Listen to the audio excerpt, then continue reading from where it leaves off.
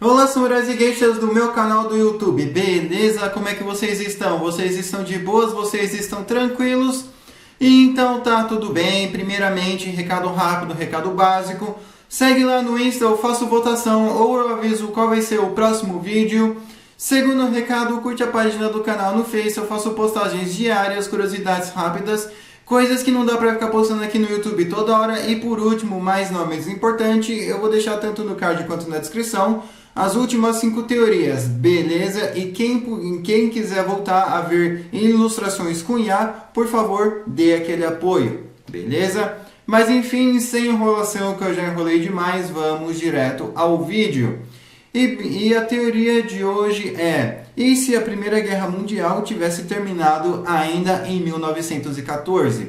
E essa teoria não é uma teoria minha, e sim a teoria de um inscrito. E bem, para quem não conhece o quadro de teorias, eu pego fatos que poderiam ter dado certo, aí eu moldo de uma maneira plausível para que nossa teoria ocorra. Nada é assim, aconteceu porque eu quis, entende? Eu também sempre pego os 3 fatos mais importantes mundialmente falando: Primeira Guerra Mundial, Segunda Guerra Mundial, Guerra Fria e por último as conclusões, beleza? Mas enfim, sem enrolação, que eu já enrolei demais, vamos direto ao vídeo. E eu acredito que eu não preciso de contexto, mas vamos lá. A Primeira Guerra Mundial começou em julho de 1914 e terminou ali para 1918 com o Acordo de Paz, 1919 e algumas burocracias aí. Mas enfim, a guerra militarmente terminou em 1918, mas depois foi assinado um Acordo de Paz, um Tratado de Versalhes. A Alemanha foi brutalmente castigada, que resultou... e a Itália também foi enganada, que resultou na criação do fascismo, do comunismo na Rússia em 1917 e no nacionalsocialismo na Alemanha posteriormente, e assim foi indo até encaminhar para a Segunda Guerra Mundial. E como é que seria se a Primeira Guerra não tivesse acontecido? Aliás, tivesse terminado em 1914.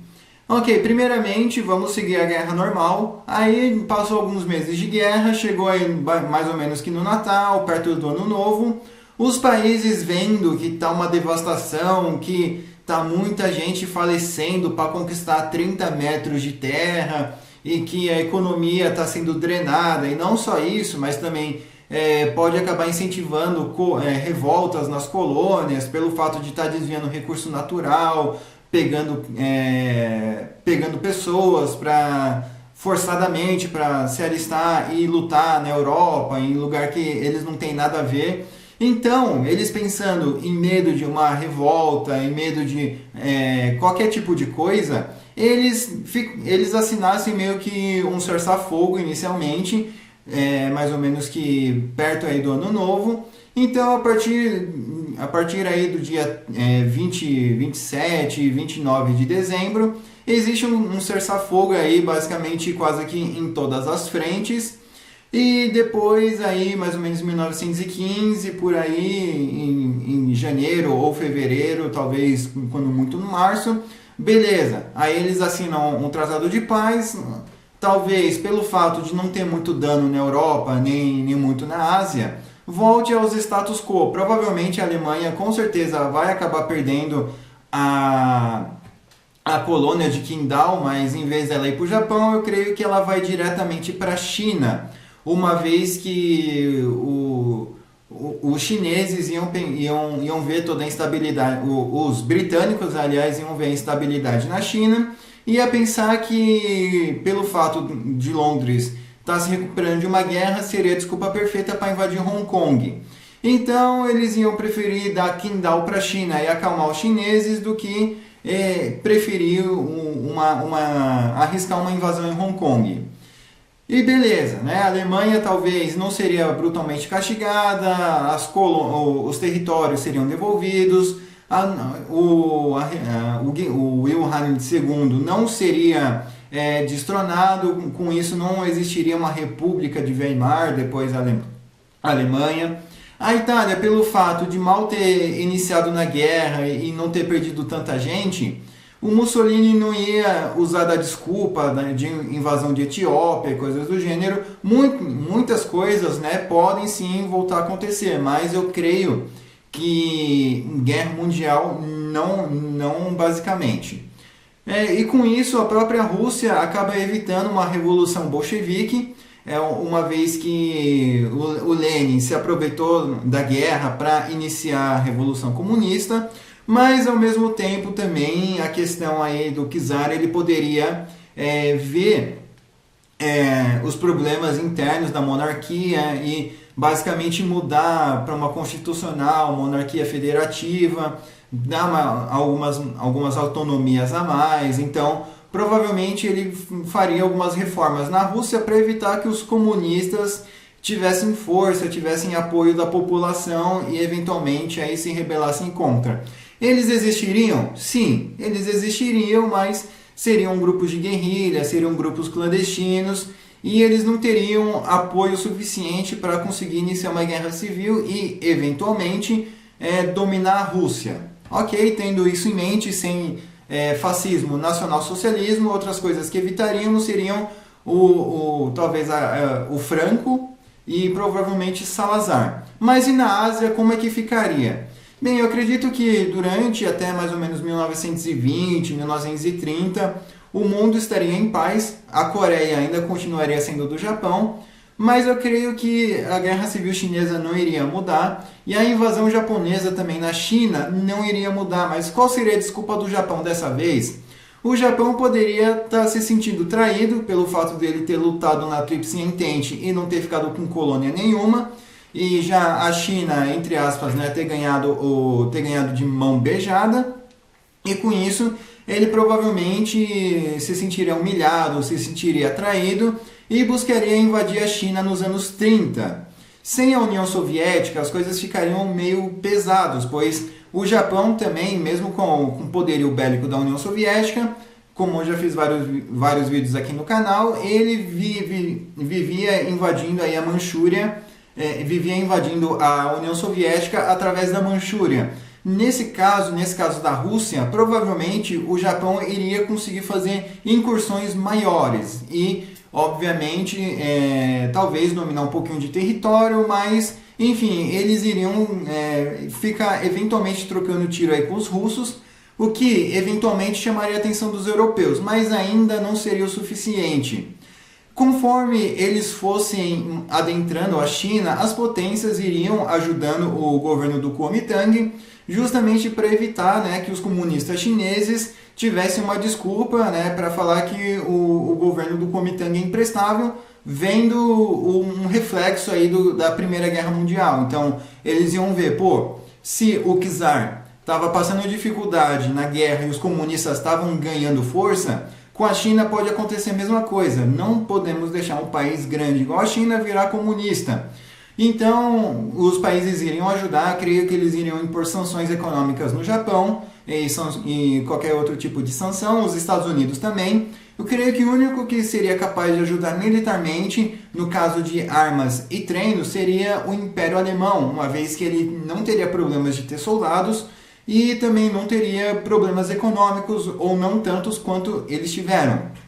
Pois na vida real, quem ajudou a China durante um tempo foi a Alemanha Nacional Socialista. E então, a partir desse momento, a guerra vai indo, só que, conforme a guerra entre o Japão e a China for se expandindo, os europeus vão ficar atentos, pois Hong Kong era da Inglaterra, estava ameaçado pelo Japão, Macau era de Portugal, Timor-Leste era de Portugal, Indonésia era da Holanda, Indochina era da França, Bangladesh, Birmania e Índia era da Inglaterra também. Então, eles podiam ter um certo receio do Japão eventualmente convencer uma rebelião, que o Japão provavelmente faria isso para ficar mais tranquilo, para ele não ter encheção de saco dos europeus, mas curiosamente ele armar um grupo de oposição faria com que os europeus ficassem mais atentos e seria pior. Porque os europeus, como eles não tinham perdido grandes navios, como eles estavam mais tranquilos e como a grande parte do exército ainda estava intacto, eles podiam mandar gente ali para a Ásia, sem contar a Inglaterra e a França, que já tinham pessoas ali na Ásia. Com isso, a Tailândia ficaria com medo de se unir ao Japão, A França, vendo que o Japão estava descendo cada vez mais, indo em direção ao Vietnã, já poderia convocar soldados aí do Senegal, da África, até mesmo da própria França, para ficar ali na Indochina, para evitar qualquer tipo de expansão japonesa. E acredito também que a Marinha Francesa faria o mesmo, a Holanda, a mesma coisa na Indonésia. Ok, né? Então, eventualmente, eu acredito que o Japão poderia atacar um navio ou outro europeu, entre aspas, por engano, mas é aquela coisa, depois ele emite nota, isso e aquilo, mas eu acho que até 1940 ia ficar nessas, mas acredito que a partir de 41, 42, os europeus não iriam mais tolerar, pois eles iam ver que os japoneses estavam fomentando muito, que os comunistas, de certa forma, estavam ganhando força, e com isso os comunistas, né, tanto no Vietnã quanto no Laos, no Camboja, na China, estavam ganhando força. Então eles iriam ver que era hora de parar o Japão, porque ele eventualmente poderia, né, causar uma guerra mundial, convencendo as colônias a se revoltarem contra seus colonizadores. E seria uma pancadaria da boa, tá? Seria uma pancadaria da boa. Não acredito que o Japão atacaria os Estados Unidos, mas eventualmente os Estados Unidos iriam se interferir caso o Japão começasse a sustentar grupos de guerrilha nas Filipinas. Então, eventualmente os Estados Unidos iam mandar seus soldados para lá para defender as Filipinas, e se topasse com o japonês seria a desculpa perfeita para declarar guerra ao Japão. E isso faria com que o Japão ficasse isolado. A Tailândia não iria se meter. Então seria mais ou menos o que fizeram com Napoleão, né? Juntar todo mundo contra o cara. E, enfim, a guerra provavelmente terminaria mais cedo. E quais seriam os acordos? Aqui nós temos dois finais. Taiwan poderia voltar para a China ou ficar independente. Eu acredito que o Kai-shek iria querer pegar Taiwan de volta. E também, como não teria a União Soviética para ocupar... Minto, eu falei que a guerra ia terminar em 42, minto. Eu digo, vamos supor, 43 ou 44, quando muito aí 45, tá? Então, vamos lá. Sem a União Soviética ocupando a Manchúria, não teria os comunistas chineses recebendo treinamento e armamento soviético. Então, os europeus iriam financiar totalmente o governo do Kuomintang, vendo que os comunistas poderiam tentar convencer comunistas do Vietnã, do Laos, do Camboja, da Índia, da Birmânia, invadir Hong Kong, invadir Macau. Então eles iriam fazer de tudo para que o Kai-shek ganhasse a Guerra Civil Chinesa. E também uma outra coisa, eu não acho que o Japão seria ocupado, tá? Mas o Japão seria castigado bem do modo que ele está hoje. Não acho que ele seria bombardeado, mas o sentimento de humilhação seria grande. A Coreia seria independente também, sem divisão entre Norte e Sul, mas eu acredito que possivelmente a Coreia seria uma zona de ocupação entre França, Inglaterra e Estados Unidos. Então qualquer tipo de comunismo esquece, lógico. Teriam revoltas, teriam guerrilhas, mas não acho que seria algo igual foi, né, uma Guerra das Coreias, por exemplo.